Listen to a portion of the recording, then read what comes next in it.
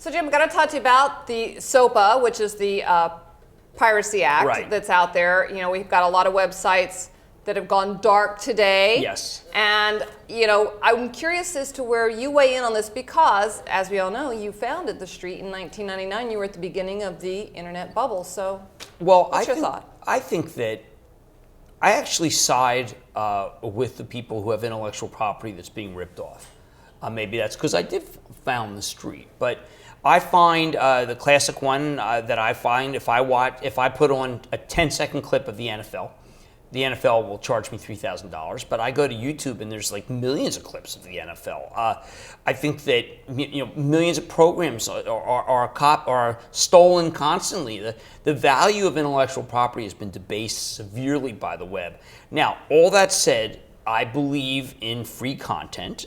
It's just that there's a great article in New Yorker. My free content should be like Justin Bieber saying, all right, here's what I'm a little kid and I've got music, but once the rights are owned by somebody else, I mean, you got to respect that. There's like, I'm heavily contracted. I'm heavily lawyered. I have like these contracts, and the property that I do belongs to the people I contract with. They don't belong to the ether, to the internet. And I think that there's a sense among the populace that they haven't paid for anything and they're never going to pay for anything. That was something that I found when I started the street. Was like I said, I don't think that we will ever have everything free. And that was a misjudgment. I mean, we still have a paid division at the street, and people pay a lot for a good product. They'll pay a lot, but there's also this problem, which is that there's just pirates everywhere.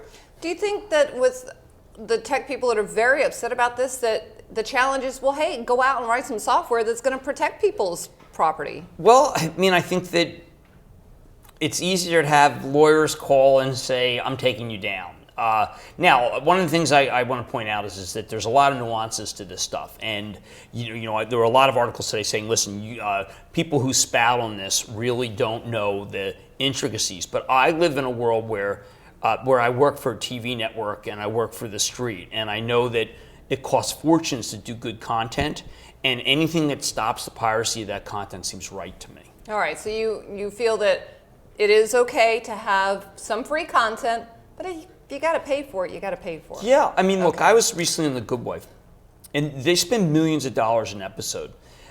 If you can then get it for free somewhere, I mean, it's just absurd to me. How could you spend millions of dollars for something and then it's free? Mm-hmm. I mean, the least you should get, someone should be able to say, listen, I want to advertise against that. You're going to run it, let me get a little bit of money. I just think it's just theft. Okay. Just theft.